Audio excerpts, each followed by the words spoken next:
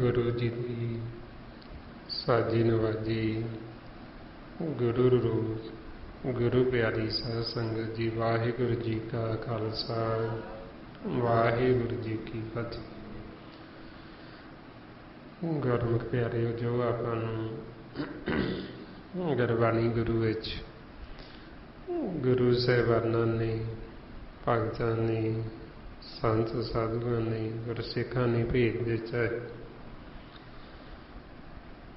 कि किवें आपां अकाल पुरख परमात्मा वाहिगुरु तो विछड़े, किवें हुण असीं वापस मालक नाल मिलाप करना है, किवें ये सारा खेल चलदा है। इस खेल नूं असीं समझ के किवें असीं जित के घर वापस जाना है। हुण इह खेल नूं समझण वास्ते ये सत्संगत है, सतगुर दा सकूल है, जिसे फिर आपां नूं इह ब्रह्म दी विद्या दित्ती जांदी, ब्रह्म दा ज्ञान दिता जांदा है। ते इस सारे खेल बारों आपां नूं जानकारी दित्ती जांदी कि किवें खेल चलदा, किवें असीं इह खेल नूं हारदे हां, किवें असीं जितना, की खेल है, कौन खिडारी है, सामने टीम किहड़ी जिहदे नाल असीं खेडदे हां, वो सारा फिर आपां नूं गुरबाणी गुरु च भेज दिता।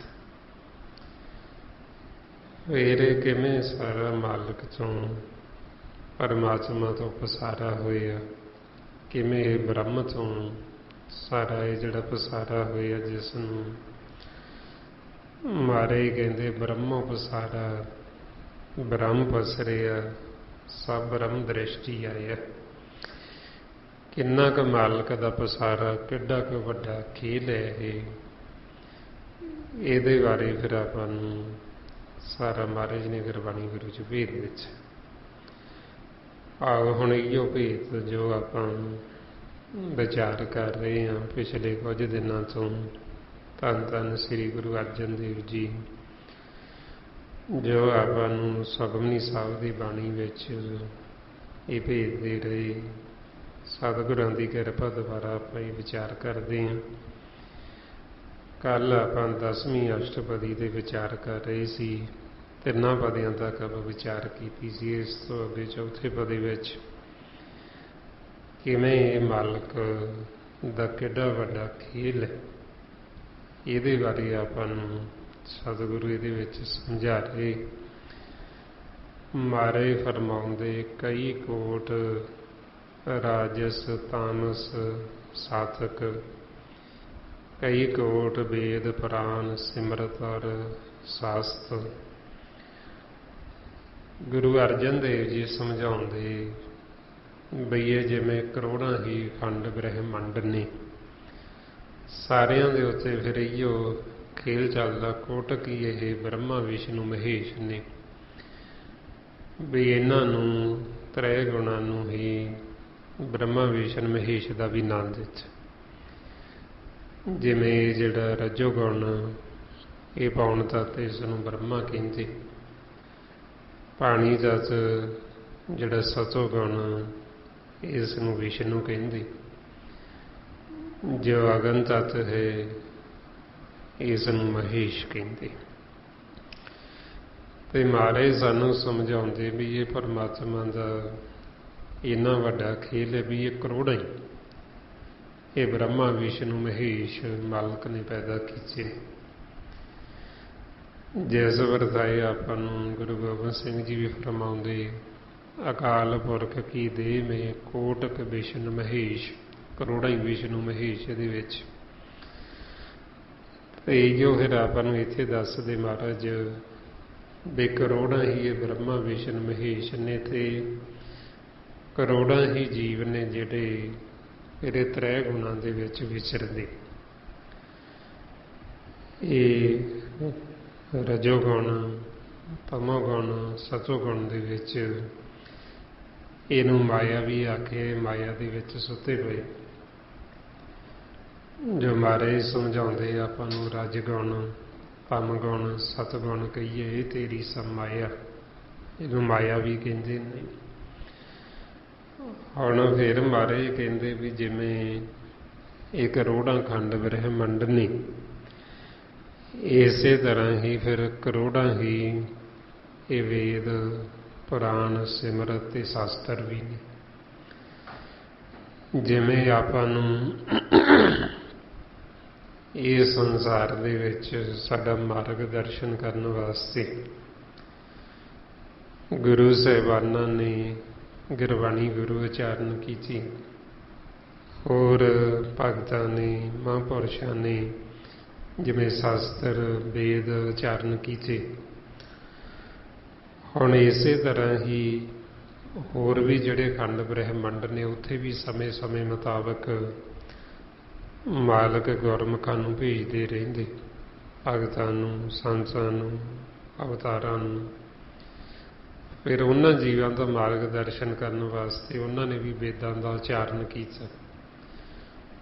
ਉਹਨਾਂ ਦੇ ਵੇਦ ਵੱਖਰੇ, ਉਹ ਉਹਨਾਂ ਨੂੰ ਮਾਰਗ ਦਰਸ਼ਨ ਕਰਦੇ, ਪਰ ਭੇਤ ਉਹੀਓ ਦੇ ਰਹੇ ਜੋ ਆਪਾਂ ਨੂੰ ਦਿੱਤਾ ਹੋਇਆ ਹੈ ਕਿ ਕਿਵੇਂ ਪਰਮਾਤਮਾ ਤੋਂ ਇਹ ਸਾਰਾ ਪਸਾਰਾ ਹੋਇਆ, ਕਿੱਡਾ ਵੱਡਾ ਮਾਲਕ ਦਾ ਖੇਲ ਹੈ, ਕਿਵੇਂ ਅਸੀਂ ਵਾਪਸ ਮਾਲਕ ਦੇ ਨਾਲ ਮਿਲਾਪ ਕਰਨਾ, ਨਾਮ ਕੀ ਹੈ, ਕਿਵੇਂ ਨਾਮ 'ਚ ਸਮਾਉਣਾ। ਇਹੋ ਸਾਰਾ ਫਿਰ ਸਾਨੂੰ ਵੇਦਾਂ ਸ਼ਾਸਤਰਾਂ ਦੇ ਵਿੱਚ ਵੀ ਭੇਜ ਦਿੱਤਾ। ਜਿਵੇਂ ਸਾਨੂੰ ਰੋਜ਼ ਗੁਰੂ ਅਮਰਦਾਸ ਜੀ ਵੀ ਸਮਝਾਉਂਦੇ ਵੀ ਵੇਦਾਂ ਦੇ ਵਿੱਚ ਉੱਤਮ ਕੀ ਹੈ, ਨਾਮ। ਵੇਦਾਂ ਮੈਂ ਨਾਮ ਉੱਤਮ, ਸੋ ਸੁਣੇ ਨਾਹੀਂ ਫਿਰੇ ਜਿਉਂ ਬੇਤਾਲਿਆ। ਇਹ ਵੇਦਾਂ ਸ਼ਾਸਤਰਾਂ ਦੇ ਵਿੱਚ ਸਭ ਤੋਂ ਜਿਹੜਾ ਸ੍ਰੇਸ਼ਟ ਨਾਮ ਹੈ। ਇਹਨਾਂ ਦੇ ਵਿੱਚ ਸਾਨੂੰ ਸਮਝਾਇਆ ਗਿਆ ਕਿ ਨਾਮ ਤੋਂ ਬਿਨਾਂ ਬਾਕੀ ਸਭ ਕੂੜ ਹੈ। ਮਾਰੇ ਫਰਮਾਉਂਦੇ ਸਿਮਰਤ ਸਾਸਤ ਵੇਦ ਪੁਕਾਰਨ ਪੋਥੀਆਂ, ਨਾਮ ਬਿਨਾ ਸਭ ਕੂੜ ਗਾਲੀ ਹੋਸ਼ੀਆਂ। ਕਿ ਨਾਮ ਤੋਂ ਬਿਨਾ ਸਾਡੀਆਂ ਗੱਲਾਂ ਹੋਸ਼ੀਆਂ, ਕਿ ਨਾਮ ਤੋਂ ਬਿਨਾ ਸਾਰਾ ਕੁਝ ਝੂਠ। ਸੋ ਇਹੋ ਫਿਰ ਸਤਿਗੁਰੂ ਆਪਾਂ ਨੂੰ ਇੱਥੇ ਸਮਝਾਉਂਦੇ ਵੀ ਕਰੋੜਾਂ ਹੀ ਮਾਲਕ ਨੇ ਫਿਰ ਜੋ ਇਹ ਖੰਡ ਬ੍ਰਹਿਮੰਡ ਨੇ ਤੇ ਕਰੋੜਾਂ ਹੀ ਇਹ ਜਿਹੜੇ ਵੇਦ ਪੁਰਾਣ ਸਿਮਰਤੀਆਂ ਸ਼ਾਸਤਰ ਇਹ ਵੀ। ਫੇਰ ਮਹਾਰਾਜ ਦੱਸਦੇ ਕਈ ਕੋਟ ਕੀਏ ਰਤਨ ਸਮੁੰਦ, ਕਈ ਕੋਟ ਨਾਨਾ ਪ੍ਰਕਾਰ ਜੰਤ। ਕਰੋੜਾਂ ਹੀ ਮਾਲਕ ਨੇ ਇਹ ਜਿਹੜਾ ਸਮੁੰਦਰ, ਸਮੁੰਦਰਾਂ ਦੇ ਵਿੱਚ ਜੋ ਇਹ ਰਤਨ ਪੈਦਾ ਕਰ ਦਿੱਤੇ। ਫੇਰ ਕਰੋੜਾਂ ਹੀ ਐਸੇ ਜੀਵ ਬਣਾ ਦਿੱਤੇ ਕਿਸਮਾਂ ਦੇ, ਜਿਵੇਂ ਆਪਣਾ ਇਹ ਇੱਕ ਬ੍ਰਹਿਮੰਡ ਇਹਦੇ ਵਿੱਚ 84 ਲੱਖ ਜੂਨ ਆਪਾਂ ਨੂੰ ਦੱਸਿਆ ਪ੍ਰਗਟ ਕੀਤੀ। ਤੇ ਇਸੇ ਤਰ੍ਹਾਂ ਹੀ ਮੇਰੇ ਹੋਰ ਖੰਡ ਬ੍ਰਹਿਮੰਡ ਨੇ, ਉੱਥੇ ਵੀ ਇਸੇ ਤਰ੍ਹਾਂ ਜੂਨਾਂ ਪੈਦਾ ਕੀਤੀਆਂ ਮਾਲਕ ਨੇ। ਜਿਵੇਂ ਇਹ ਖੇਲ ਹੈ ਵੀ 84 ਲੱਖ ਜੂਨ ਮਾਲਕ ਪੂਰੀ ਰੱਖਦੀ, ਵੀ ਨਾ ਵੱਧਦੀ ਹੈ ਨਾ ਘਟਦੀ ਹੈ। ਗੁਰੂ ਨਾਨਕ ਦੇਵ ਜੀ ਮਹਾਰਾਜ ਕਹਿੰਦੇ 184 ਮੇਦਨੀ, ਘਟੇ ਨਾ ਵਧੇ ਉਤਾਏ, ਵੀ ਨਾ ਘਟਦੀ ਨਾ ਵੱਧਦੀ। ਜੇ ਇੱਕ ਜੀਵ ਇੱਕ ਜੂਨ ਖਤਮ ਹੁੰਦੀ ਹੈ ਤੇ ਮਾਲਕ ਨਾਲ ਹੀ ਉਹਦੇ ਇੱਕ ਹੋਰ ਨਵੀਂ ਪੈਦਾ ਕਰ ਦਿੰਦੇ, ਪੂਰੀ ਰੱਖਦੇ। ਸੋ ਇਸੇ ਤਰ੍ਹਾਂ ਹੀ ਫਿਰ ਕਈ ਕੋਟ ਹੀ ਮਹਾਰਾਜ ਕਹਿੰਦੇ ਵੀ ਇਹ ਮਾਲਕ ਨੇ ਫਿਰ ਵੱਖਰੇ ਵੱਖਰੇ ਜੀਵ ਪੈਦਾ ਕੀਤੇ ਨੇ। ਫੇਰ ਮਹਾਰਾਜ ਕਹਿੰਦੇ ਕਈ ਕੋਟ ਕੀਏ ਚਿਰ ਜੀਵੇ, ਕਈ ਕੋਟ ਗਿਰੀ ਮੇਰ ਸਵਰਨ ਥੀਵੇ। ਕਰੋੜਾਂ ਹੀ ਐਸੇ ਜੀਵ ਜਿਹੜੇ ਚਿਰ ਜੀਂਦੇ, ਜਿਨ੍ਹਾਂ ਦੀਆਂ ਉਮਰ ਆਰਜੂ ਬੜੀਆਂ ਲੰਮੀਆਂ ਨੇ, ਜਿਵੇਂ ਪੱਥਰ ਹੋ ਗਏ, ਪਹਾੜ, ਇਹਨਾਂ ਦੀ ਉਮਰ ਬੜੀ ਲੰਮੀ ਹੈ। ਫੇਰ ਮਹਾਰਾਜ ਕਹਿੰਦੇ ਵੀ ਕਰੋੜਾਂ ਹੀ ਇਹ ਫਿਰ ਮਾਲਕ ਨੇ ਪਹਾੜ ਪੈਦਾ ਕਰ ਦਿੱਤੇ, ਸਮੇਰ ਪਰਬਤ ਜਿਵੇਂ। ਤੇ ਫਿਰ ਇਹਨਾਂ ਨੂੰ ਪੈਦਾ ਕਰਕੇ ਵੀ ਇਹਨਾਂ ਦੇ ਜਿਹੜਾ ਬੜੀ ਲੰਮੀ ਆਰਜੂ, ਲੰਮਾ ਚਿਰ ਜੀਂਦੇ ਨੇ। ਜਿਆਦਾ ਹੁਣ ਉਥਲ ਪੁਥਲ ਨਹੀਂ ਹੁੰਦੀ, ਉਹਨਾਂ ਸਮਾਂ ਇਹ ਪਹਾੜ ਖੜੇ ਰਹਿੰਦੇ। ਇਹ ਵੀ ਇੱਕ ਜੂਨਾਂ, ਇਹ ਵੀ ਵੱਧਦੇ ਨੇ, ਪਹਾੜ ਨਹੀਂ ਜਿਹੜੇ।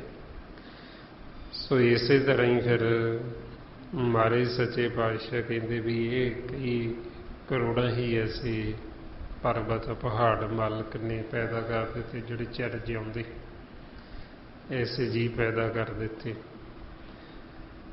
ਇਹ ਮਹਾਰਾਜ ਕਹਿੰਦੇ ਕਈ ਕੋਟ ਜਖ ਕਿੰਨਰ ਪਿਸਾਚ, ਕਈ ਕੋਟ ਭੂਤ ਪ੍ਰੇਤ ਸ਼ੂਕਰ ਮਰਗਾਚ। ਕਰੋੜਾਂ ਹੀ ਸੂਖਮ ਜੀਵ ਪੈਦਾ ਕੀਤੇ, ਜਿਹੜੇ ਸਾਨੂੰ ਜਦ ਤੱਕ ਸਾਡਾ ਮਨ ਪਾਰਦਰਸ਼ੀ ਨਹੀਂ ਹੁੰਦਾ ਸਾਨੂੰ ਉਹ ਦਿਖਾਈ ਨਹੀਂ ਦਿੰਦੇ। ਜਿਵੇਂ ਦੇਵੀ ਦੇਵਤੇ ਹੋ ਗਏ, ਹੋਰ ਜਿੰਨ ਹੋ ਗਏ, ਬਹੁਤ ਸਾਰੇ ਐਸੇ ਸੂਖਮ ਆਕਾਰ ਇਹ ਕਰੋੜਾਂ ਦੀ ਗਿਣਤੀ 'ਚ ਨੇ। ਜਿਵੇਂ ਭੂਤ ਪ੍ਰੇਤ ਇਹ ਹੋ ਗਏ, ਜਿੰਨ ਹੋ ਗਏ, ਇਹ ਸਭ ਪੌਣਹਾਰੀ ਹੁੰਦੇ। ਇਹ ਆ ਖਾਲੀ ਖਲਾ ਆਕਾਸ਼ ਲੋਕ ਦੇ ਵਿੱਚ ਵੱਸਦੇ। ਇਹਨਾਂ ਦੀ ਜਿਹੜੀ ਖੁਰਾਕ, ਜਿਵੇਂ ਆਪਾਂ ਦਾ ਦ੍ਰਿਸ਼ਟ ਮਨ ਖਾਂਦੇ ਹਾਂ, ਹੋਰ ਜਿਹੜੇ ਜੀਵ ਆਪਾਂ ਨੂੰ ਦਿਸਦੇ ਉਹਨਾਂ ਦੀ ਖੁਰਾਕ ਦ੍ਰਿਸ਼ਟ ਮਨ ਨੇ। ਤੇ ਇਹ ਜਿਹੜੇ ਸੂਖਮ ਨੇ, ਇਹ ਸੂਖਮ ਦੀ ਖੁਰਾਕ ਹੁੰਦੀ ਪੌਣ, ਪੌਣ ਭਖਦੇ, ਪੌਣਹਾਰੀ ਹੁੰਦੇ ਨੇ। ਜਿਸ ਨੂੰ ਗੁਰੂ ਨਾਨਕ ਦੇਵ ਜੀ ਫਰਮਾਉਂਦੇ ਇੱਕ ਪੌਣਹਾਰੀ ਪੌਣ ਸਮਾਰ, ਵੀ ਇੱਕ ਜੀਵ ਐਸੇ ਪੈਦਾ ਕੀਤੇ ਜਿਹੜੇ ਪੌਣਹਾਰੀ ਨੇ। ਤੇ ਉਹ ਵੀ ਕਰੋੜਾਂ ਦੀ ਗਿਣਤੀ 'ਚ, ਜਿਵੇਂ ਭੂਤ ਪ੍ਰੇਤ ਹੋ ਗਏ, ਦੇਵੀ ਦੇਵਤੇ ਹੋ ਗਏ, ਇਹ ਸੂਖਮਕਾਰ ਹੁੰਦੇ ਇਹਨਾਂ ਦੀ। ਤੇ ਇਹ ਵੀ ਪੈਦਾ ਕੀਤੇ, ਇਹਨਾਂ ਦਾ ਵੱਖਰਾ ਆਪਦਾ ਜੀਵਨ, ਇਹਨਾਂ ਨੂੰ ਸਮਾਂ ਦਿੱਤਾ ਹੋਇਆ ਖੇਲਣ ਵਾਸਤੇ। ਪਰ ਇਹ ਕਹਿੰਦੇ ਕਿਸੇ ਨੂੰ ਕੁਛ ਨਹੀਂ। ਜਿਵੇਂ ਸੰਸਾਰ ਦੇ ਵਿੱਚ ਤਾਂ ਵਹਿਮ ਭਰਮ ਪਾਈ ਜਾਂਦੇ ਨੇ ਕਿ ਇਹਨਾਂ ਦੇ ਵਿੱਚ ਭੂਤ ਆ ਗਿਆ, ਪ੍ਰੀਤ ਆ ਗਿਆ, ਜਾਂ ਇਹਨਾਂ ਦੇ ਘਰ ਜਨ ਆ ਗਿਆ ਜੀ, ਜਾਂ ਕੋਈ ਦੇਵੀ ਦੇਵਤਾ ਆ ਗਿਆ ਇਹਦੇ ਵਿੱਚ। ਇਸ ਤਰ੍ਹਾਂ ਕਿਸੇ ਦੇ ਵਿੱਚ ਨਹੀਂ ਵੜਦੇ, ਕਿਸੇ ਨੂੰ ਕੁਛ ਕਹਿੰਦੇ ਨਹੀਂ ਹੈ। ਇਹਨਾਂ ਦੇ ਆਕਾਰ ਹੁੰਦੇ ਵੱਖਰੇ, ਸੂਖਮ ਆ ਖਾਲੀ ਖੱਲਾ 'ਚ ਵੱਸਦੇ, ਧਰਤੀ 'ਤੇ ਆਉਂਦੇ ਜਾਂਦੇ ਰਹਿੰਦੇ, ਪਰ ਕਿਸੇ ਦੇ ਅੰਦਰ ਪ੍ਰਵੇਸ਼ ਨਹੀਂ ਹੋ ਸਕਦੇ, ਵੜ ਨਹੀਂ ਸਕਦੇ। ਆਪਣੇ ਵਿੱਚ ਦੀ ਲੰਘ ਜਾਣ। ਐਂ ਕਈ ਵਾਰ ਆਪਾਂ ਤੁਰੇ ਫਿਰਦੇ ਹਾਂ, ਉੱਧਰੋਂ ਉਹ ਆ ਜਾਂਦੇ, ਆਪਣੇ ਵਿੱਚ ਦੀ ਲੰਘ ਜਾਂਦੇ ਆ ਕੋਲ ਦੀ, ਆਪਾਂ ਨੂੰ ਕੋਈ ਫਰਕ ਨਹੀਂ ਪੈਂਦਾ। ਜਿਵੇਂ ਆ ਕੰਧ ਹੈ, ਕੰਧ ਦੇ ਵਿੱਚ ਦੀ ਲੰਘ ਜਾਣਗੇ, ਆਪਾਂ ਤਾਂ ਗੇਟ ਰਾਹੀਂ ਜਾਵਾਂਗੇ। ਆਪਣਾ ਸਰੀਰ ਦ੍ਰਿਸ਼ਟਮਾਨ, ਉਹਨਾਂ ਦਾ ਦ੍ਰਿਸ਼ਟਮਾਨ ਨਹੀਂ ਸੂਖਮ ਹੈ, ਇਸ ਕਰਕੇ ਦ੍ਰਿਸ਼ਟਮਾਨ ਚੀਜ਼ ਉਹਨਾਂ ਨੂੰ ਰੋਕ ਨਹੀਂ ਸਕਦੀ, ਇਹਦੇ ਵਿੱਚ ਦੀ ਆਰ ਪਾਰ ਹੋ ਜਾਂਦੀ।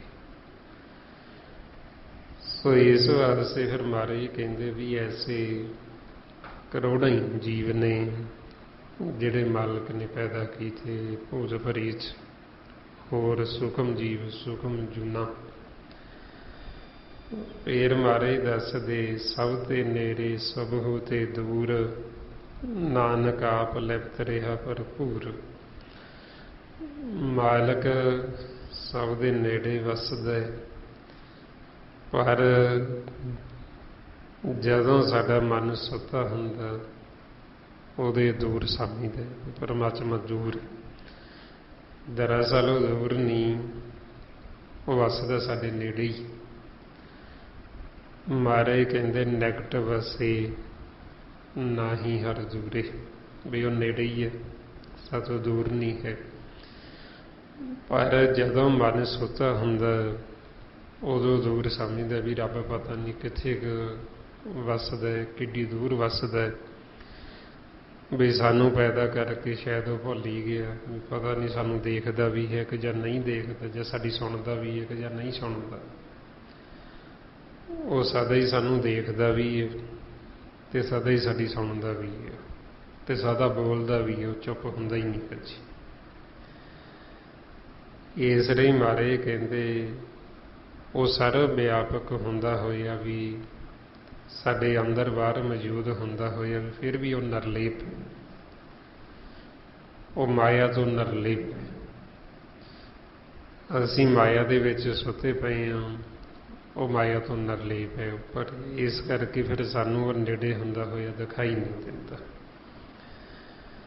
ਤੇ ਜਦੋਂ ਫਿਰ ਆਪਾਂ ਗੁਰੂ ਦੀ ਮੱਤ ਲੈਂਦੇ ਹਾਂ, ਗੁਰੂ ਦੀ ਸ਼ਰਨ ਦੇ ਵਿੱਚ ਜਾਂਦੇ ਹਾਂ, ਫਿਰ ਆਪਾਂ ਉਹਨੂੰ ਨੇੜੇ ਦੇਖ ਲੈਂਦੇ। ਫਿਰ ਜਦੋਂ ਨੇੜੇ ਦੇਖ ਲਿਆ, ਅਸੀਂ ਉਹਨੂੰ ਅੰਦਰ ਵੀ ਦੇਖ ਲਿਆ, ਤੇ ਫਿਰ ਅਸੀਂ ਸਾਰਿਆਂ ਦੇ ਅੰਦਰ ਹੀ ਦੇਖ ਲਿਆ। ਕਿਉਂਕਿ ਸਾਰੀ ਅਵਸਥਾ ਆਪਣੀ ਮਨ ਦੀ, ਜੋ ਸਾਡੇ ਅੰਦਰ ਹੋਏਗਾ ਸਾਨੂੰ ਉਹ ਦੂਸਰਿਆਂ ਦੇ ਵਿੱਚ ਅੰਦਰ ਦਿਖਾਈ ਦਿੰਦਾ। ਹੁਣ ਸਾਨੂੰ ਪਰਮਾਤਮਾ ਸਭ ਦੇ ਵਿੱਚ ਦਿਖਾਈ ਕਿਉਂ ਨਹੀਂ ਦਿੰਦਾ? ਹੁਣ ਸਾਨੂੰ ਮਹਾਰਾਜ ਤਾਂ ਕਹਿ ਰਹੇ ਵੀ ਸਭ ਦੇ ਅੰਦਰ ਆਵੇਂ, ਸਭ ਘਟ ਮੇਰੇ ਹੋ ਸਭਨਾ ਅੰਦਰ, ਵੀ ਜਿੰਨੇ ਵੀ ਘਟ ਸਰੀਰ ਮੈਂ ਸਭ ਦੇ ਅੰਦਰ ਵਸਦਾ। ਹੁਣ ਸਾਨੂੰ ਦਿਸਦਾ ਕਿਉਂ ਨਹੀਂ ਸਭ ਦੇ ਅੰਦਰ? ਸਾਨੂੰ ਤਾਂ ਨਹੀਂ ਦਿਸਦਾ ਕਿਉਂਕਿ ਸਾਨੂੰ ਆਪਦੇ ਅੰਦਰ ਨਹੀਂ ਨਜ਼ਰ ਆਉਂਦਾ। ਜੇ ਸਾਨੂੰ ਆਪਦੇ ਅੰਦਰ ਨਜ਼ਰ ਆਵੇ ਤੇ ਫੇਰ ਹੀ ਸਾਨੂੰ ਦੂਸਰਿਆਂ ਦੇ ਅੰਦਰ ਨਜ਼ਰ ਆਵੇ। ਹੁਣ ਜਿਹੜੀ ਚੀਜ਼ ਸਾਡੇ ਅੰਦਰ ਸਾਨੂੰ ਨਜ਼ਰ ਆਉਂਦੀ ਉਹ ਸਾਨੂੰ ਫਿਰ ਦੂਸਰਿਆਂ ਦੇ ਵਿੱਚ ਦਿਸਦੀ। ਸਾਡੇ ਅੰਦਰ ਜੇ ਦੁੱਧ, ਬੈਰ, ਵਿਰੋਧ, ਈਰਖਾ, ਨਫ਼ਰਤ ਹੈ, ਹਉਮੈ, ਹੰਕਾਰ ਹੈ, ਅਸੀਂ ਰੋਗੀ ਹੋਏ ਹਾਂ ਇਹਨਾਂ ਰੋਗਾਂ ਦੇ ਨਾਲ। ਤੇ ਜਿਹੜਾ ਆਪ ਰੋਗੀ, ਉਹਦੇ ਭਾਣੇ ਸਾਰੇ ਰੋਗੀ, ਉਹਨੂੰ ਸਾਰੇ ਰੋਗੀ ਹੀ ਨਜ਼ਰ ਆਉਂਦੇ, ਉਹਨੂੰ ਸਾਰੇ ਉੱਦਾਂ ਦੇ ਦਿਸਦੇ। ਮਹਾਰਾਜ ਕਹਿੰਦੇ ਰੋਗੀ ਕੇ ਭਾਣੇ ਸਭ ਰੋਗੀ, ਰੋਗੀ ਦੇ ਭਾਣੇ ਸਾਰੇ ਰੋਗੀ, ਕਿਉਂਕਿ ਉਹ ਆਪ ਰੋਗੀ। ਜਿਹੜਾ ਆਪ ਸੁਖੀ ਹੈ ਉਹਨੂੰ ਸਭ ਸੁਖੀ ਨਜ਼ਰ ਆਉਂਦੇ। ਸੁਖੀ ਇੱਕ ਉਪੇਖੇ ਸਭ ਸੁਖੀ ਹੈ। ਜਿਹੜਾ ਮਨ ਦਾ ਆਪਦਾ ਭਰਮ ਖਤਮ ਹੋ ਗਿਆ, ਜਿਹਨੇ ਆਪਦੇ ਅੰਦਰ ਪਰਮਾਤਮਾ ਨੂੰ ਦੇਖ ਲਿਆ, ਮਾਲਕ ਨੂੰ ਦੇਖ ਲਿਆ, ਉਹਦੇ ਬਾਣੇ ਕੋਈ ਭੁੱਲਾ ਹੀ ਨਹੀਂ। ਉਹਨੂੰ ਲੱਗਦਾ ਵੀ ਸਾਰੇ ਹੀ ਜਾਣਦੇ ਨੇ, ਕਿਉਂਕਿ ਉਹ ਆਪ ਜਾਣਦਾ, ਉਹ ਆਪ ਨਹੀਂ ਭੁੱਲਿਆ ਤੇ ਉਹਨੂੰ ਲੱਗਦਾ ਵੀ ਕੋਈ ਵੀ ਨਹੀਂ ਭੁੱਲਿਆ। ਮਹਾਰਾਜ ਕਹਿੰਦੇ ਮੇਰੇ ਮਨ ਜਨ ਆਪਣਾ ਭਰਮ ਗਵਾਤਾ, ਤਿਸ ਕੇ ਭਾਣੇ ਕੋਈ ਨਾ ਭੂਲਾ, ਜਨ ਸਗਲੋ ਬ੍ਰਹਮ ਪਛਾਤਾ। ਬਈ ਜਿਹਨੇ ਆਪਦੇ ਅੰਦਰ ਪਹਿਚਾਣ ਕਰ ਲਈ ਮਾਲਕ ਦੀ, ਜਿਹਨੇ ਆਪਦੇ ਅੰਦਰ ਦੇਖ ਲਿਆ, ਉਹਨੂੰ ਸਭ ਦੇ ਅੰਦਰ ਹੀ ਨਜ਼ਰ ਆਉਂਦਾ ਵੀ ਉਹੀ ਤਾਂ ਹੈ, ਵੀ ਦੂਜਾ ਕੋਈ ਹੈ ਹੀ ਨਹੀਂ। ਇਸ ਵਾਸਤੇ ਫਿਰ ਉਸ ਅਵਸਥਾ 'ਚ ਸਾਡਾ ਮਨ ਹੈ ਜਿਹੜਾ ਇਹ ਅਲਿਪਤ ਹੋ ਜਾਂਦਾ। ਜਿਵੇਂ ਮਾਲਕ ਆਪ ਅਲਿਪਤ ਹੈ, ਮਾਇਆ ਤੋਂ ਨਿਰਲੇਪ ਹੈ, ਫਿਰ ਉਹ ਮਨ ਵੀ ਇਹ ਮਾਇਆ ਤੋਂ ਨਿਰਲੇਪ ਹੋ ਜਾਂਦਾ, ਲਿਪਤ ਹੋ ਜਾਂਦਾ। ਫਿਰ ਮਹਾਰਾਜ ਦੱਸਦੇ ਕਈ ਕੋਟ ਪਤਾਲ ਕੇ ਵਾਸੀ, ਕਈ ਕੋਟ ਨਰਕ ਸਵਰਗ ਨਿਵਾਸੀ। ਕਰੋੜਾਂ ਹੀ ਐਸੇ ਜੀਵ ਜਿਹੜੇ ਪਤਾਲ ਲੋਕ ਦੇ ਵਾਸੀ ਨੇ। ਪਤਾਲ ਲੋਕ ਕਹਿੰਦੇ ਵੀ ਜਿਹੜਾ ਇਹ ਧਰਤੀ ਤੋਂ ਥੱਲੇ, ਉਹਨੂੰ ਪਤਾਲ ਦਾ ਨਾਮ ਦਿੱਤਾ। ਪਾਣੀ ਦੇ ਜੀਵ, ਪਾਣੀ ਵਿੱਚ ਜਾਨਵਰ ਵੱਸਦੇ। ਜਿਵੇਂ ਆਪਣੀ ਧਰਤੀ ਹੈ, ਇਹਦਾ ਇੱਕ ਹੀ ਪਤਾਲ ਲੋਕ ਹੈ, ਤੇ ਹੋਰ ਕਿੰਨੀਆਂ ਕਰੋੜਾਂ ਧਰਤੀਆਂ, ਧਰਤੀਆਂ ਦੇ ਥੱਲੇ ਪਤਾਲ ਲੱਗੀ ਦੀ ਅੱਗੇ। ਇਸੇ ਤਰ੍ਹਾਂ ਹੀ ਫਿਰ ਜਿਵੇਂ ਆਪਣੀ ਇਹ ਧਰਤੀ ਦੇ ਥੱਲੇ ਪਤਾਲ ਲੋਕ ਦੇ ਵਿੱਚ ਪਾਣੀ 'ਚ ਜਿਹੜੇ ਜੀਵ ਵੱਸਦੇ, 42 ਲੱਖ ਜੂਨ ਜਿਹੜੀ ਇਹ ਪਾਣੀ ਦੇ ਵਿੱਚ ਵੱਸਦੀ, ਇਕੱਲਾ ਆਪਣੀ ਇਸ ਧਰਤੀ ਦੇ। ਮਹਾਰਾਜ ਕਹਿੰਦੇ 42 ਲੱਖ ਜੀ ਜਲ ਮੇ ਹੋਤੇ, 42 ਲੱਖ ਜੂਨ ਭਗਤਾਂ ਨੇ ਜਾਗੇ ਤੇ ਜਾਗ ਕੇ ਦੇਖਿਆ ਤੇ ਉਹਨਾਂ ਨੇ ਆਪ ਨੂੰ ਦੱਸਿਆ। ਤੇ ਫਿਰ ਲੱਖਾਂ ਹੀ ਪਤਾਲਾਂ, ਕਰੋੜਾਂ ਹੀ, ਲੱਖ ਗਾਸਾਂ ਗਾਸ, ਪਤਾਲਾਂ ਪਤਾਲ, ਵੀ ਜਿੱਥੇ ਲੇਖਾ ਖਤਮ ਹੋ ਜਾਂਦਾ, ਇਹ ਨਹੀਂ ਖਤਮ ਹੁੰਦੇ ਪਤਾਲ। ਤੇ ਫਿਰ ਇਸ ਕਰਕੇ ਮਹਾਰਾਜ ਕਹਿੰਦੇ ਕਈ ਕਰੋੜਾਂ ਜੀਵ ਇਹ ਪਤਾਲ ਦੇ ਵਾਸੀ। ਫਿਰ ਕਰੋੜਾਂ ਹੀ ਜੀਵ ਨਰਕਾਂ ਦੇ ਵਾਸੀ, ਕਈ ਸਵਰਗ ਦੇ ਵਾਸੀ। ਸਵਰਗ ਕਹਿੰਦੇ ਦੇਵ ਲੋਕ ਨੂੰ। ਜਦੋਂ ਅਸੀਂ ਅਨਹਦ ਬਾਣੀ ਤੱਕ ਚਲੇ ਜਾਂਦੇ ਹਾਂ, ਉਦੋਂ ਸਾਨੂੰ ਦੇਵ ਲੋਕ ਮਿਲ ਜਾਂਦਾ, ਤੇ ਉਦੋਂ ਕਹਿੰਦੇ ਸਵਰਗ ਵਾਸੀ ਹੋ ਗਏ, ਸਵਰਗਾਂ ਦੇ ਵਿੱਚ ਇਹਨਾਂ ਨੇ ਵਾਸ ਕਰ ਲਿਆ। ਤੇ ਨਰਕ ਕਹਿੰਦੇ ਵੀ ਜਦੋਂ ਆਕਾਰਾਂ ਦੇ ਵਿੱਚ ਚਲੇ ਗਏ, ਜਾਂ ਸਾਨੂੰ ਜਦੋਂ ਇੱਕ ਆਕਾਰ 'ਚੋਂ ਦੂਸਰੇ 'ਚ ਭੇਜਿਆ ਜਾਂਦਾ, ਸਾਨੂੰ ਉੱਥੇ ਸਜ਼ਾ ਦਿੱਤੀ ਜਾਂਦੀ, ਉਹਨੂੰ ਨਰਕਾਂ ਦਾ ਨਾਮ ਦਿੱਤਾ, ਜਿਸੇ ਉਹ ਮਨ ਨੂੰ ਸਜ਼ਾਵਾਂ ਦਿੱਤੀਆਂ ਜਾਂਦੀਆਂ। ਕੁਝ ਸਮਾਂ ਫਿਰ ਬਤੌਰ ਸਜ਼ਾ ਦੀ ਤੌਰ 'ਤੇ ਉੱਥੇ ਰੱਖਿਆ ਵੀ ਜਾਂਦਾ, ਜਿਸੇ ਮਨ ਨੂੰ ਫਿਰ ਸਜ਼ਾ ਦਿੱਤੀ ਜਾਂਦੀ। ਸਜ਼ਾ ਦੇ ਕੇ ਫਿਰ ਇਹਨੂੰ ਅੱਗੇ ਆਕਾਰ ਦੇ ਵਿੱਚ ਭੇਜਿਆ ਜਾਂਦਾ। ਤੇ ਸਤਿਗੁਰੂ ਕਹਿੰਦੇ ਵੀ ਐਸੇ ਕਰੋੜਾਂ ਹੀ ਜੀਵ ਫਿਰ ਵੀ ਜਿਹੜੇ ਨਰਕਾਂ ਦੇ ਵਾਸੀ ਜਾਂ ਜਿਹੜੇ ਸਵਰਗਾਂ ਦੇ ਵਾਸੀ ਨੇ। ਫਿਰ ਮਹਾਰਾਜ ਦੱਸਦੇ ਕਈ ਕੋਟ ਜਨਮੈ ਜੀਵੈ ਮਰੇ, ਕਈ ਕੋਟ ਬਹੁ ਜੂਨੀ ਫਿਰੇ। ਕਰੋੜਾਂ ਹੀ ਐਸੇ ਜੀਵ ਜਿਹੜੇ ਜੰਮਦੇ, ਮਰਦੇ, ਫਿਰ ਜੰਮਦੇ, ਫਿਰ ਮਰਦੇ, ਇਸ ਤਰ੍ਹਾਂ ਜਮ ਮਰਦੇ। ਤੇ ਕਰੋੜਾਂ ਹੀ ਜੀਵ ਐਸੇ ਜਿਹੜੇ ਫਿਰ ਜੂਨੀਆਂ ਦੇ ਵਿੱਚ ਭਟਕਦੇ। ਜਿਵੇਂ ਕਰੋੜਾਂ ਤਾਂ ਐਸੇ ਵੀ ਜਿਵੇਂ ਜਨਮ ਹੁੰਦਾ ਨਾਲ ਹੀ ਮਰ ਜਾਂਦੇ, ਜਿਵੇਂ ਕਈ ਮਾਤਾ ਦੇ ਪੇਟ ਦੇ ਵਿੱਚ, ਗਰਭ ਦੇ ਵਿੱਚ ਹੀ ਮੌਤ ਹੋ ਜਾਂਦੀ। ਸੋ ਕਈ ਫਿਰ ਐਸੇ ਜਿਹੜੇ ਜੂਨਾਂ ਦੇ ਵਿੱਚ ਫਿਰ ਪੈਂਦੇ, ਜੂਨਾਂ ਦੇ ਵਿੱਚ ਤੁਰੇ ਫਿਰਦੇ, ਕਰੋੜਾਂ ਐਸੇ ਜੀਵ। ਫਿਰ ਮਹਾਰਾਜ ਕਹਿੰਦੇ ਕਈ ਕੋਟ ਬੈਠਤ ਹੀ ਖਾਏ, ਕਈ ਕੋਟ ਘਾਲੇ ਤੱਕ ਪਾਏ। ਕਰੋੜਾਂ ਜੀਵ ਐਸੇ ਜਿਹੜੇ ਫਿਰ ਬੈਠ ਕੇ ਆਪਣੇ ਮਨ ਦੀ ਖੁਰਾਕ ਖਾਂਦੇ, ਮਨ ਦੀ ਖੁਰਾਕ ਲੈਂਦੇ। ਅੰਮ੍ਰਿਤ ਰਸ, ਨਾਮ ਰਸ, ਬ੍ਰਹਮ ਰਸ। ਉਹ ਆਪਣੇ ਘਰ ਦੇ ਵਿੱਚ ਬੈਠੇ ਤੇ ਬੈਠੇ ਆਨੰਦ ਦੇ ਵਿੱਚ ਆਪਣੀ ਉਹ ਖੁਰਾਕ ਲੈ ਰਹੇ। ਤੇ ਕਈ ਕਰੋੜਾਂ ਹੀ फिर ऐसे जीव ਜਿਹੜੇ ਉਹ ਘਾਲਣਾ ਘਾਲ ਰਹੇ ਵੀ ਸਾਨੂੰ ਸਾਡੇ ਮਨ ਦੀ ਖੁਰਾਕ ਮਿਲ ਜੇ ਅੰਮ੍ਰਿਤ ਰਸ ਸਾਨੂੰ ਨਾਮ ਰਤਨ ਦੀ ਪ੍ਰਾਪਤੀ ਹੋ ਜੇ। ਉਹ ਘਾਲਣਾ ਘਾਲ ਜਿਵੇਂ ਆਪਾਂ ਸਿਮਰਨ ਕਰਦੇ ਸੰਗਤ ਕਰਦੇ ਹਾਂ ਸਿਮਰਨ ਅਭਿਆਸ ਕਰਕੇ ਘਾਲਣਾ ਘਾਲਦੇ ਹਾਂ ਕਮਾਈ ਕਰਦੇ ਹਾਂ। ਇਸੇ ਤਰ੍ਹਾਂ ਮਹਾਰਾਜ ਕਹਿੰਦੇ ਕਰੋੜਾਂ ਜੀਵ ਜਿਹੜੇ ਘਾਲਣਾ ਘਾਲਦੇ ਤੇ ਕਰੋੜਾਂ ਹੀ ਐਸੇ ਜਿਹੜੇ ਫਿਰ ਘਰ 'ਚ ਚਲੇ ਗਏ ਉਹ ਬੈਠ ਕੇ ਖਾਂਦੇ ਛਕਦੇ ਅੰਮ੍ਰਿਤ ਰਸ ਲੈਂਦੇ। ਫਿਰ ਮਹਾਰਾਜ ਕਹਿੰਦੇ ਕਈ ਕੋਟ ਕੀਏ ਧਨਵੰਤ ਕਈ ਕੋਟ ਮਾਇਆ ਮੇ ਚਿੰਤ। ਕਰੋੜਾਂ ਹੀ ਐਸੇ ਜੀਵ ਮਾਲਕ ਨੇ ਜਿਹੜੇ ਧਨਵੰਤ ਕਰ ਦਿੱਤੇ ਜਿਨ੍ਹਾਂ ਨੇ ਘਾਲਣਾ ਘਾਲੀ ਉਹਨਾਂ ਨੂੰ ਫਿਰ ਨਾਮ ਦੀ ਦਾਤ ਦੇ ਕੇ ਉਹਨਾਂ ਨੂੰ ਧਨਵੰਤ ਬਣਾ ਦਿੰਦੇ। ਇਸ ਲਈ ਫਿਰ ਆਪਾਂ ਨੂੰ ਕਹਿੰਦੇ ਵੀ ਧਨਵੰਤ ਕੌਣ ਹੈ? ਜਿਹਦੇ ਪੱਲੇ ਨਾਮ ਹੈ ਸੋ ਧਨਵੰਤ ਪਤਵੰਤ ਕਲਵੰਤ ਜੀਵਨ ਮੁਕਤ ਜਿਸ ਹਿਰਦੇ ਭਗਵੰਤ। ਬਈ ਉਹ ਧਨਵੰਤ ਵੀ ਹੈ ਉਹ ਪਤਵੰਤ ਉਹ ਪੱਤ ਵਾਲਾ ਵੀ ਹੈ ਉਹ ਕਲਵੰਤ ਵੀ ਹੈ ਉਹਦੀ ਕੁੱਲ ਵੀ ਉੱਚੀ ਹੈ ਜਿਹਦੇ ਹਿਰਦੇ ਵਿੱਚ ਨਾਮ ਵਸ ਗਿਆ ਸੱਚ ਪਰਮਾਤਮਾ ਵਸ ਗਿਆ। ਤੇ ਮਾਲਕ ਨੇ ਫਿਰ ਕਰੋੜਾਂ ਜੀਵਾਂ 'ਤੇ ਕਿਰਪਾ ਕੀਤੀ ਜਿਨ੍ਹਾਂ ਨੂੰ ਧਨਵੰਤ ਕਰ ਦਿੱਤਾ ਨਾਮ ਦੀ ਦਾਤ ਦੇ ਕੇ।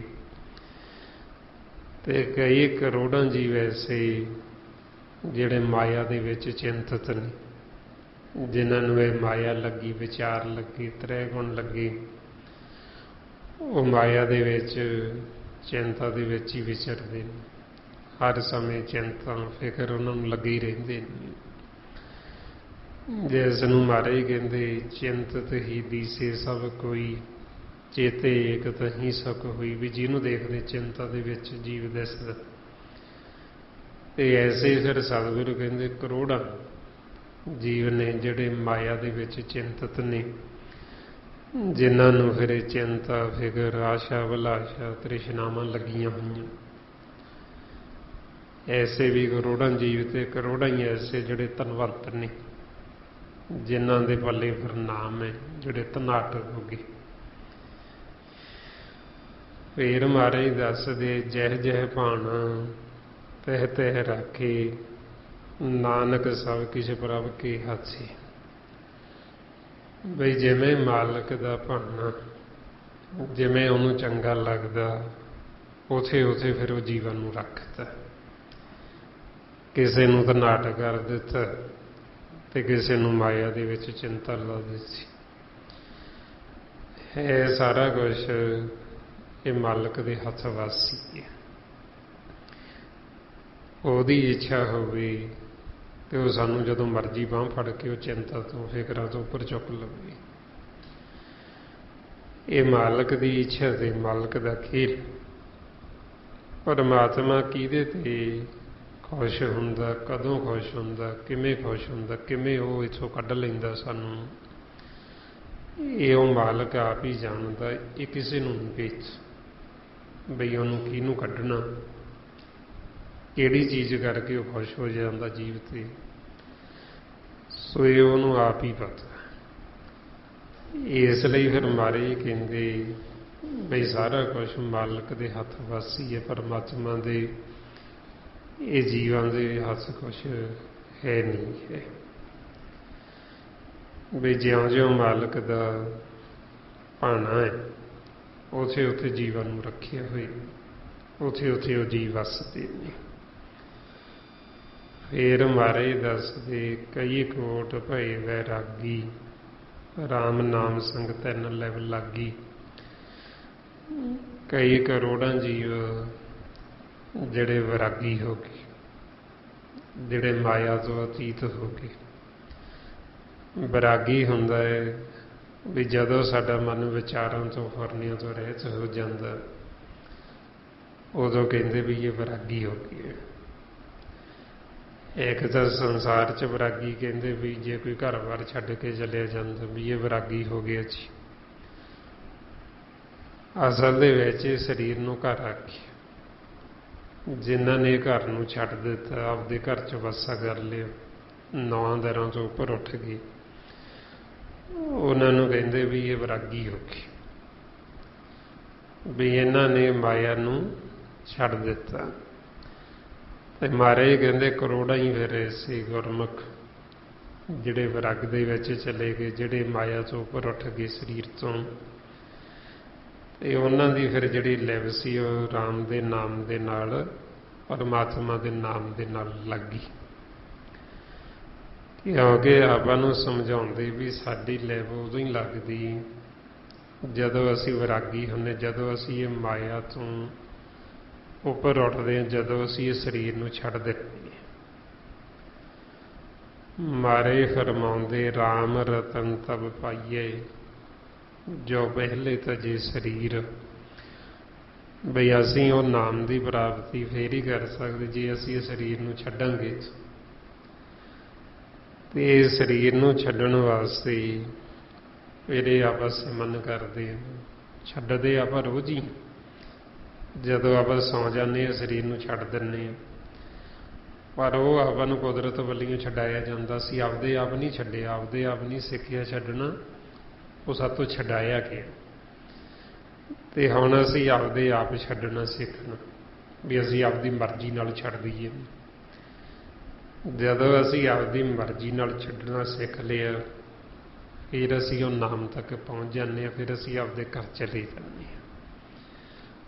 ਇਸ ਲਈ ਮਹਾਰਾਜ ਕਹਿੰਦੇ ਫਿਰ ਕਈ ਕੋਟ ਵੀ ਜਿਹੜੇ ਫਿਰ ਗੁਰਮੁਖ ਵਿਰਾਗੀ, ਤੇ ਉਹਨਾਂ ਦੀ ਲਿਵ ਸੀ ਜਿਹੜੀ ਫਿਰ ਉਹ ਨਾਮ ਦੇ ਨਾਲ ਲੱਗ ਗਈ, ਪਰਮਾਤਮਾ ਦੇ ਨਾਲ ਲੱਗ ਗਈ। ਕਈ ਕੋਟ ਪ੍ਰਭ ਕੋ ਖਜ਼ਾਨਤੇ, ਆਤਮ ਮੈਂ ਪਾਰ ਬ੍ਰਹਮ ਲਹੰਤੇ। ਕਰੋੜਾਂ ਹੀ ਜੀਵ ਜਿਹੜੇ ਫਿਰ ਮਾਲਕ ਨੂੰ ਖੋਜਦੇ, ਪਰਮਾਤਮਾ ਨੂੰ, ਉਹਦੀ ਖੋਜ ਕਰਦੇ ਵੀ ਸਾਡਾ ਪਰਮਾਤਮਾ ਨਾਲ ਮਿਲਾਪ ਹੋ ਜੀ, ਅਸੀਂ ਉਹਨੂੰ ਖੋਜ ਲਈਏ ਵੀ ਸਾਡੇ ਅੰਦਰ ਉਹ ਕਿੱਥੇ ਬੈਠਾ। ਤੇ ਜਿਹੜੇ ਫਿਰ ਇਹ ਖੋਜ ਕਰਦੇ, ਉਹ ਫਿਰ ਉਸ ਆਤਮ ਰਾਮ ਪਾਰ ਬ੍ਰਹਮ ਪਰਮਾਤਮਾ ਨੂੰ ਅੰਦਰੋਂ ਭਾਲ ਲੈਂਦੇ, ਅੰਦਰੋਂ ਲੱਭ ਲੈਂਦੇ, ਤੇ ਅੰਦਰੋਂ ਹੀ ਮਿਲਾਪ ਕਰ ਲੈਂਦੇ। ਇਸ ਵਾਸਤੇ ਹੁਣ ਆਪਾਂ ਵੀ ਇਹ ਖੋਜਦੇ, ਜਦੋਂ ਹੁਣ ਆਪਾਂ ਸਤ ਸੰਗਤ ਕਰਦੇ ਹਾਂ, ਸਿਮਰਨ ਕਰਦੇ ਹਾਂ, ਸਾਰੀ ਜੋ ਗੁਰਬਾਣੀ ਗੁਰੂ ਇਹ ਆਪਣੇ ਅੰਦਰ ਦੀ ਖੋਜ ਕਰਕੇ ਹੀ ਆਪਾਂ ਨੂੰ ਦੱਸਿਆ ਹੋਈ ਹੈ। ਜਿਹੜੇ ਫਿਰ ਗੁਰਮੁਖ ਉਹ ਇਸ ਕਾਇਆ ਦੀ ਖੋਜ ਕਰਦੇ, ਉਹ ਬਾਹਰੀ ਭਰਮ ਦੇ ਵਿੱਚ ਨਹੀਂ ਪੈਂਦੇ। ਮਹਾਰਾਜ ਫਰਮਾਉਂਦੇ ਗੁਰਮੁਖ ਹੋਵੇ ਸੋ ਕਾਇਆ ਖੋਜੇ, ਹੋਰ ਸਭ ਭਰਮ ਭੁਲਾਈ। ਅਸੀਂ ਇਹ ਕਾਇਆ ਦੀ ਖੋਜ ਕਰਨੀ ਤੇ ਖੋਜਣਾ ਕੀ, ਅੰਦਰੋਂ ਮਾਲਕ ਨੂੰ, ਵੀ ਸਾਡੇ ਅੰਦਰ ਮਾਲਕ ਕਿੱਥੇ ਬੈਠੇ, ਸਾਡੇ ਅੰਦਰ ਜੋ ਨਾਮ ਹੈ ਉਹ ਨਾਮ ਕਿੱਥੇ ਹੈ, ਜਿਹੜਾ ਸਾਡਾ ਘਰ ਹੈ ਨਿਜ ਮਹਿਲ ਥਿਰ ਕਰ ਦਸਵਾਂ ਦਵਾਰ, ਉਹ ਕਿੱਥੇ ਹੈ। ਇਹ ਅਸੀਂ ਖੋਜ ਕਰਨੀ, ਇਹ ਅਸੀਂ ਲੱਭਣਾ। ਤੇ ਸਤਿਗੁਰੂ ਕਹਿੰਦੇ ਵੀ ਕਰੋੜਾਂ ਹੀ ਫਿਰ ਜੀਵ ਐਸੇ ਜਿਹੜੇ ਫਿਰ ਇਹ ਖੋਜ ਕਰਦੇ, ਹੋਰਾਂ ਖੰਡਾਂ ਬ੍ਰਹਿਮੰਡਾਂ ਤੇ ਵੀ ਸਾਰੇ ਖੋਜ ਚੱਲਦੀ, ਖੋਜ ਕਰਦੇ ਜੀਵ। ਤੇ ਜਿਹੜਾ ਖੋਜੇਗਾ ਉਹ ਫਿਰ ਮਿਲ ਲੈਂਦਾ।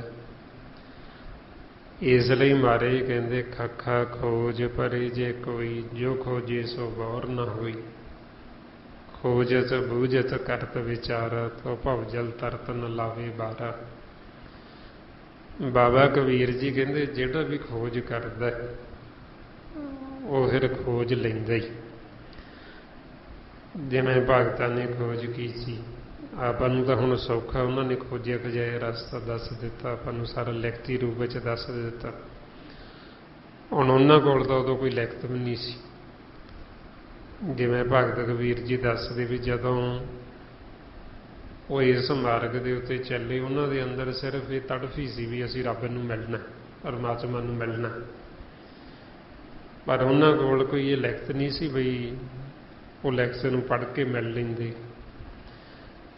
ਉਹਨਾਂ ਦੇ ਅੰਦਰ ਤਾਂ ਸਿਰਫ ਇਹ ਤੜਫ ਤੇ ਵਿਰਾਗ ਹੀ ਸੀ। ਉਹਨਾਂ ਨੇ ਫਿਰ ਇਹ ਆਪ ਖੋਜ ਕਰ ਕਰਕੇ ਆਪਣੀ ਇਸ ਕਾਇਆ ਦੀ ਅੰਦਰ ਦੀ ਖੋਜ ਕਰ ਕਰਕੇ ਫਿਰ ਉਹ ਮਿਲੇ।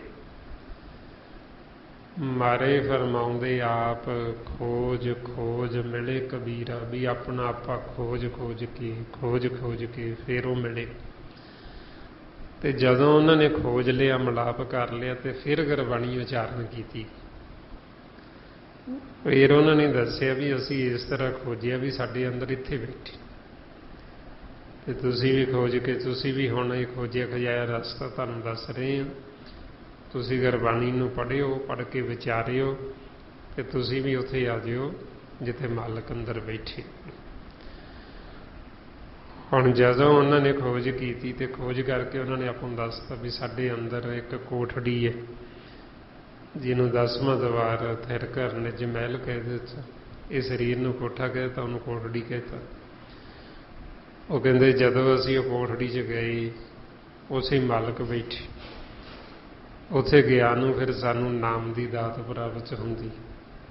ਉੱਥੇ ਹੀ ਉਹ ਖਜ਼ਾਨਾ ਮਾਲਕ ਦੇ ਹੱਥ ਦੇ ਵਿੱਚ, ਉੱਥੇ ਸਾਨੂੰ ਘਰ ਗਿਆ ਨੂੰ ਉਹ ਸਾਨੂੰ ਉਹ ਖਜ਼ਾਨਾ ਦੇ ਦਿੰਦੇ, ਉਹ ਖਜ਼ਾਨਾ ਸੌਂਪ ਦਿੰਦੇ।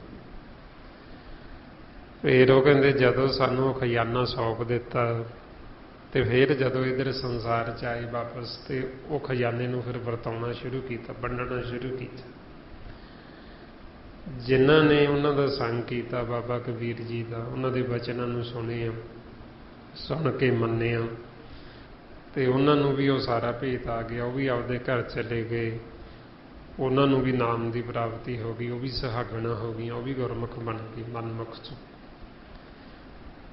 ਮਾਰੇ ਦੱਸਦੇ ਕੋਠੜੀ ਮੇ ਕੋਠੜੀ ਪਰਮ ਕੋਠੀ ਵਿਚਾਰ, ਗੁਰਦੀਨੀ ਵਸਤ ਕਬੀਰ ਕੋ ਲਿਹੋ ਵਸ ਸੰਭਾਲ, ਕਬੀਰ ਦੀਨੀ ਸੰਸਾਰ ਕੋ ਲੀਨੀ ਜਿਸ ਮਸਤਕ ਭਾਗ, ਅੰਮ੍ਰਿਤ ਰਸ ਜਨ ਪਾਇਆ ਥਿਰਤਾਂ ਕਾ ਸਹਾਰ।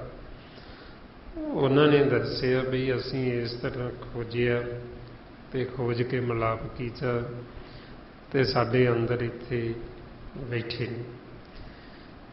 ਜਦੋਂ ਫਿਰ ਉਹਨਾਂ ਨੇ ਮਿਲਾਪ ਕਰ ਲਿਆ, ਤੇ ਫਿਰ ਉਹਨਾਂ ਨੇ ਪਿਆਰ ਦੇ ਵਿੱਚ ਮਾਲਕ ਨੂੰ ਆਖਿਆ ਵੀ ਤੂੰ ਬੜਾ ਵੱਡਾ ਠੱਗ ਹੈ, ਵੀ ਅੰਦਰ ਹੀ ਬੈਠਾ, ਤੇ ਪਰ ਜੀਵ ਨੂੰ ਐਸੀ ਠਗੌਰੀ ਮਾਇਆ ਲੱਗੀ, ਅੰਦਰ ਬੈਠੇ ਤੇਰਾ ਪਤਾ ਨਹੀਂ ਲੱਗਦਾ ਵੀ ਤੂੰ ਕਿੱਥੇ ਬੈਠਾ ਅੰਦਰ। ਮਹਾਰਾਜ ਕਹਿੰਦੇ ਹਰ ਠੱਗ ਜਗ ਕੋ ਠਗੌਰੀ ਲਾਈ, ਹਰ ਕੇ ਵਿਯੋਗ ਕੈਸੇ ਜੀਉ ਮੇਰੀ ਮਾਈ। ਉਹਨਾਂ ਨੇ ਫਿਰ ਪਰਮਾਤਮਾ ਨੂੰ ਠੱਗ ਵੀ ਕਹਿ ਦਿੱਤਾ ਪਿਆਰ ਦੇ ਵਿੱਚ, ਵੀ ਤੂੰ ਬੜਾ ਵੱਡਾ ਠੱਗ। ਪਰ ਉਹ ਕਹਿੰਦੇ ਵੀ ਹੁਣ ਉਹ ਜਿਹੜੀ ਠਗੌਰੀ ਸੀ ਮਾਇਆ ਉਹ ਗਈ, ਤੇ ਉਹ ਠੱਗ ਨੂੰ ਪਹਿਚਾਣ ਲਿਆ। ਗਈ ਠਗੌਰੀ ਠੱਗ ਪਹਿਚਾਨੇ। ਤੇ ਇਸੇ ਤਰ੍ਹਾਂ ਹੀ ਫਿਰ ਸਤਿਗੁਰੂ ਸਮਝਾਉਂਦੇ ਵੀ ਕਰੋੜਾਂ ਜੀਵ ਜਿਹੜੇ ਫਿਰ ਮਾਲਕ ਨੂੰ ਖੋਜਦੇ, ਤੇ ਜਿਹੜੇ ਫਿਰ ਖੋਜਦੇ ਉਹ ਮਾਲਕ ਨੂੰ ਲੱਭ ਲੈਂਦੇ ਅੰਦਰੋਂ, ਤੇ ਮਾਲਕ ਦੇ ਨਾਲ ਮਿਲਾਪ ਕਰ ਲੈਂਦੇ। ਏਰ ਮਾਰੇ ਦੱਸਦੇ ਕਈ ਕੋਟ ਦਰਸ਼ਨ ਪ੍ਰਭ ਪਿਆਸ, ਤਿੰਨ ਕੋ ਮਿਲਿਓ ਪ੍ਰਭ ਅਵਿਨਾਸ਼। ਕਰੋੜਾਂ ਹੀ ਐਸੇ ਜੀਵ ਜਿਨ੍ਹਾਂ ਦੇ ਮਨ ਦੇ ਵਿੱਚ ਮਾਲਕ ਦੇ ਦਰਸ਼ਨਾਂ ਦੀ ਪਿਆਸ ਹੈ, ਬਈ ਅਸੀਂ ਤੇਰੇ ਨਾਲ ਮਿਲਾਪ ਕਰ ਲਈਏ, ਸਾਨੂੰ ਤੇਰੇ ਦਰਸ਼ਨ ਹੋ ਜਾਣ, ਤੇਰੇ ਦੀਦਾਰ ਹੋ ਜਾਣ। ਤੇ ਸਤਿਗੁਰੂ ਕਹਿੰਦੇ ਵੀ ਜਿਨ੍ਹਾਂ ਦੇ ਅੰਦਰ ਇਹ ਪਿਆਸ ਵੀ ਪੈਦਾ ਹੋ ਗਈ, ਉਹਨਾਂ ਨੂੰ ਤਾਂ ਫਿਰ ਮਾਲਕ ਮਿਲ ਹੀ ਪੈਂਦਾ। ਤਿੰਨ ਕੋ ਮਿਲਿਓ ਪ੍ਰਭ ਅਵਿਨਾਸ਼ੋ, ਅਵਿਨਾਸ਼ੀ ਪਰਮਾਤਮਾ ਫਿਰ ਉਹਨਾਂ ਨੂੰ ਆਪ ਹੀ ਮਿਲ ਲੈਂਦਾ। ਜਿਵੇਂ ਆਪਾਂ ਨੂੰ ਸਮਝਾਉਂਦੇ ਬਈ ਜੋ ਸਾਡੇ ਮਨ ਦੀ ਭਾਵਨਾ ਹੁੰਦੀ, ਜੋ ਇੱਛਾ ਹੁੰਦੀ, ਜੋ ਅਸੀਂ ਭਾਵਨਾ ਲੈ ਕੇ ਚੱਲਦੇ, ਉਹ ਸਾਡੀ ਭਾਵਨਾ ਇੱਛਾ ਮਾਲਕ ਪੂਰੀ ਕਰ ਦਿੰਦਾ। ਮਾਰੇ ਕਹਿੰਦੇ ਜੈਸੀ ਭੂਖ ਤੈਸੀ ਕਾ ਪੂਰਕ, ਸਗਲ ਘਟਾ ਕਾ ਸੁਆਮੀ, ਨਾਨਕ ਪਿਆਸ ਲੱਗੀ ਦਰਸ਼ਨ ਕੀ ਪ੍ਰਭ ਮਿਲਿਆ ਅੰਤਰਜਾਮੀ। ਵੀ ਜਿਨ੍ਹਾਂ ਦੇ ਮਨ 'ਚ ਮਾਲਕ ਦੇ ਦਰਸ਼ਨਾਂ ਦੀ ਪਿਆਸ ਪੈਦਾ ਹੋ ਗਈ, ਉਹਨੂੰ ਮਿਲਣ ਦੀ ਤਾਂਘ ਪੈਦਾ ਹੋ ਗਈ, ਤੇ ਮਾਲਕ ਉਹਨਾਂ ਨੂੰ ਮਿਲ ਪੈਂਦਾ। ਉਹਨਾਂ ਨੂੰ ਪਤਾ ਮਾਲਕ ਨੂੰ ਵੀ ਮੈਨੂੰ ਮਿਲਣਾ ਚਾਹੁੰਦੇ, ਉਹ ਅੰਤਰਜਾਮੀ ਜਾਣ ਲੈਂਦਾ। ਸੋ ਇਸ ਲਈ ਮਹਾਰਾਜ ਕਹਿੰਦੇ ਜਿਨ੍ਹਾਂ ਦੇ ਅੰਦਰ ਇਹ ਪਿਆਸ ਵੀ ਪੈਦਾ ਹੋਊਗੀ ਮਾਲਕ ਦੇ ਦਰਸ਼ਨਾਂ ਦੀ, ਉਹਨਾਂ ਦੇ ਅਸੀਂ ਬਲਿਹਾਰ ਜਾਂਦੇ, ਬਾਰੇ ਜਾਂਦੇ। ਫਰਮਾਉਂਦੇ ਜਿਸ ਜਨ ਕੋ ਪ੍ਰਭ ਦਰਸ ਪਿਆਸਾ, ਨਾਨਕ ਤਾਂ ਕੇ ਬਲ ਬਲ ਜਸ। ਅਸੀਂ ਬਾਰੇ ਜਾਂਦੇ ਉਹਨਾਂ ਤੋਂ ਜਿਨ੍ਹਾਂ ਦੇ ਅੰਦਰ ਮਾਲਕ ਦੇ ਦਰਸ਼ਨਾਂ ਦੀ ਪਿਆਸ ਹੈ, ਤੇ ਜਿਨ੍ਹਾਂ ਦੇ ਅੰਦਰ ਇਹ ਭੁੱਖ ਪਿਆਸ ਪੈਦਾ ਹੋਊਗੀ, ਉਹਨਾਂ ਦਾ ਜਨਮ, ਉਹਨਾਂ ਦਾ ਜੀਵਨ ਸਾਰਾ ਸਫਲ ਹੋ ਜਾਂਦਾ। ਸਤਿਗੁਰੂ ਫਰਮਾਉਂਦੇ ਸਭ ਜਨਮ ਤਿੰਨਾਂ ਕਾ ਸਫਲ ਹੈ, ਜਿਨ ਹਰ ਕੇ ਨਾਮ ਕੀ ਮਨ ਲਾਗੀ ਭੁੱਖਾ। ਜਿਨ੍ਹਾਂ ਦੇ ਮਨ ਦੇ ਵਿੱਚ ਮਾਲਕ ਦੇ ਦਰਸ਼ਨਾਂ ਦੀ ਭੁੱਖ, ਦਰਸ਼ਨਾਂ ਦੀ ਪਿਆਸ ਪੈਦਾ ਹੋਊਗੀ, ਜਿਨ੍ਹਾਂ ਨੂੰ ਇਹ ਭੁੱਖ ਲੱਗਣੀ ਸ਼ੁਰੂ ਹੋ ਗਈ, ਸਾਚੇ ਨਾਮ ਕੀ ਲਾਗੇ ਭੁੱਖ, ਜਿਨ੍ਹਾਂ ਦੇ ਅੰਦਰ ਇਹ ਭੁੱਖ ਪੈਦਾ ਹੋ ਗਈ ਨਾਮ ਦੀ, ਉਹਨਾਂ ਦਾ ਜਿਹੜਾ ਜੀਵਨ ਫਿਰ ਸਫਲ, ਉਹਨਾਂ ਨੂੰ ਫਿਰ ਮਾਲਕ ਮਿਲ ਪੈਂਦਾ ਹੈ।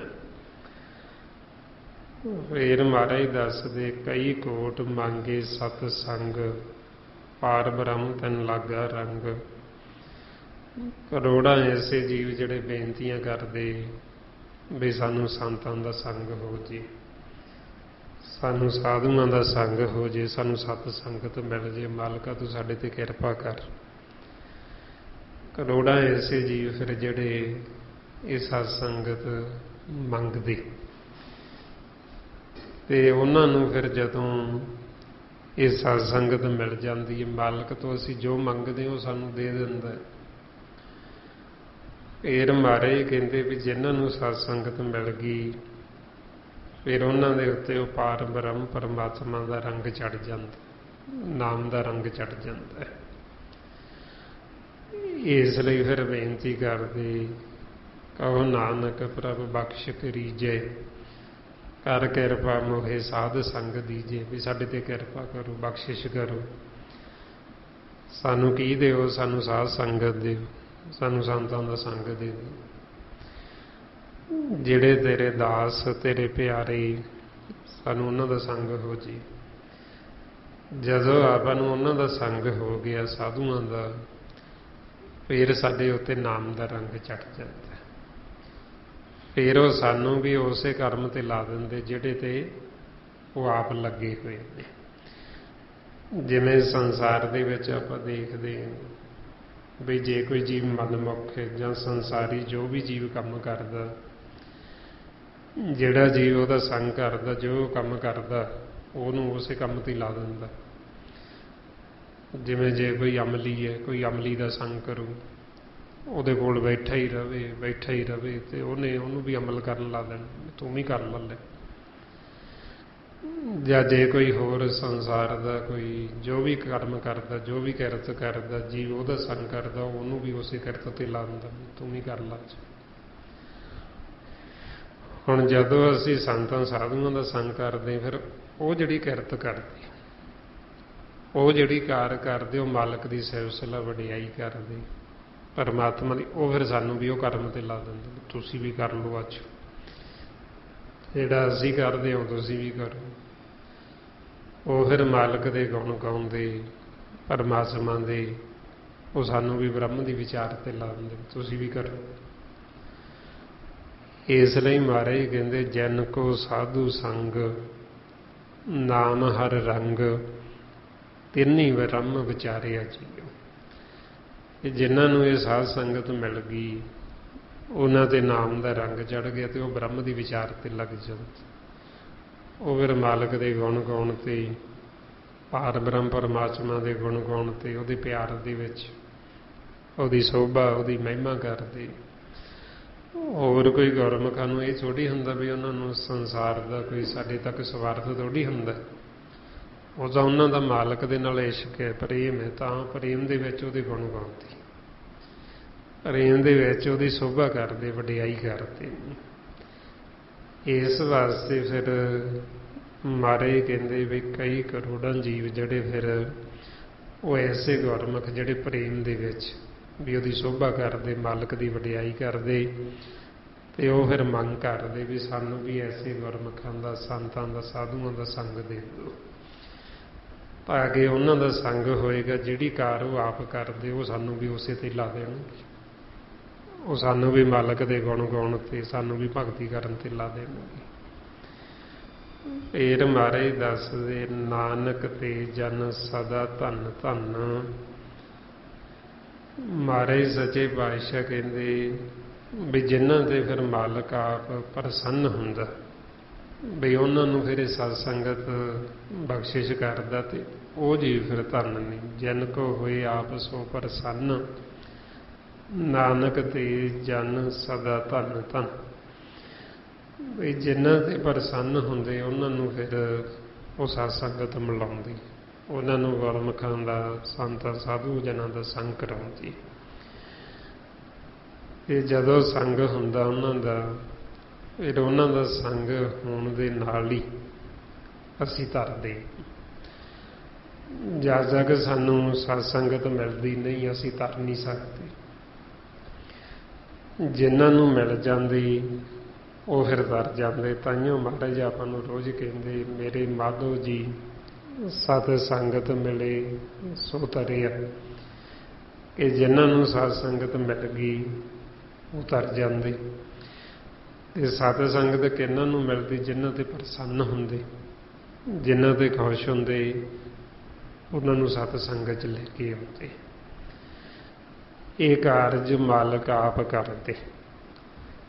ਮਾਰੇ ਫਰਮਾਉਂਦੇ, ਤੁਮਰੀ ਕਿਰਪਾ ਤੇ ਭਇਓ ਸਾਧ ਸੰਗ, ਇਹੋ ਕਾਜ ਤੁਮ ਆਪ ਕੀਓ। ਭਈਓ ਸਾਨੂੰ ਆਪ ਬੰਧਨਾਂ ਤੋਂ ਮੁਕਤ ਕਰਕੇ, ਸਾਨੂੰ ਵਿਹਲੇ ਕਰਕੇ ਸਤ ਸੰਗਤ ਦੇ ਵਿੱਚ ਲਿਆ ਕੇ ਬਿਠਾਉਂਦੇ। ਫਿਰ ਜਦੋਂ ਸਤ ਸੰਗਤ 'ਚ ਬਿਠਾਉਂਦੇ ਸਾਨੂੰ, ਫਿਰ ਆਪਣੇ ਆਪੇ ਦਾ ਭੇਤ ਦਿੰਦੇ, ਸੋਝੀ ਦਿੰਦੇ, ਗਿਆਨ ਦਿੰਦੇ। ਫਿਰ ਜਦੋਂ ਹੋਰ ਪ੍ਰਸੰਨ ਹੋ ਜਾਂਦੇ, ਸਾਡਾ ਸਤ ਸੰਗਤ ਦੇ ਨਾਲ ਪਿਆਰ ਪੈ ਜਾਂਦਾ। ਮਹਾਰਾਜ ਕਹਿੰਦੇ, ਜੈ ਠਾਕਰ ਪ੍ਰਸੰਨ ਭਇਓ ਸਤ ਸੰਗਤ ਤੇ ਪਿਆਰ। ਜਦੋਂ ਸਾਡੇ ਦੇ ਪ੍ਰਸੰਨ ਹੁੰਦੇ, ਫਿਰ ਸਾਨੂੰ ਸਤ ਸੰਗਤ ਦਾ ਪ੍ਰੇਮ ਮਿਲਦਾ, ਪਿਆਰ ਮਿਲਦਾ। ਤੇ ਜਿਨ੍ਹਾਂ ਨੂੰ ਫਿਰ ਇਹ ਸਤ ਸੰਗਤ ਮਿਲ ਗਈ, ਉਹਨਾਂ ਨੂੰ ਫਿਰ ਮਹਾਰਾਜ ਕਹਿੰਦੇ ਵੀ ਐਸੇ ਜਨ ਨੇ ਜਿਹੜੇ ਉਹ ਧੰਨ ਨੇ, ਵੀ ਉਹਨਾਂ ਦਾ ਜੀਵਨ ਧੰਨ ਹੋ ਗਿਆ ਸੰਗਤ ਕਰਨ ਦੇ ਨਾਲ। ਇਸ ਵਾਸਤੇ ਫਿਰ ਆਪਾਂ ਨੂੰ ਕਹਿੰਦੇ ਵੀ ਸਾਡਾ ਜਿਹੜਾ ਮਨ ਉਹ ਫਿਰ ਸੋਹਣਾ ਹੋ ਜਾਂਦਾ ਜਦੋਂ ਅਸੀਂ ਸਤ ਸੰਗਤ ਕਰਦੇ। ਸਹੀ ਸੁੰਦਰ ਸੋਹਣੇ ਸਾਧ ਸੰਗਤ ਜੋ ਬਹਿਨੇ।